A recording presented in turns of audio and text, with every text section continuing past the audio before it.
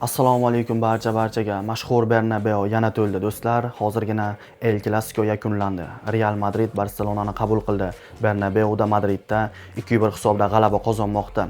Ushbu g'alabaning asosiy sababchilari albatta Realning hujumchilari Kylian Mbappe, Vinicius Junior hamda boshqalar. O'zi tan olish kerak, bugungi o'yinga Barselona zaxira bilan keldi desak ham mubolag'a bo'lmaydi. Sababi juda ham ko'plab o'yinchilarida jarohat bor edi va ushbu jarohatlar bugungi o'yinga o'z ta'sirini ko'rsatmay qolmadi. Real g'alaba qozonmoqda. Kylian Mbappe hamda Jude Bellinghamning gollari Realga bugungi o'yinda El Clasicoda g'alaba olib kelmoqda.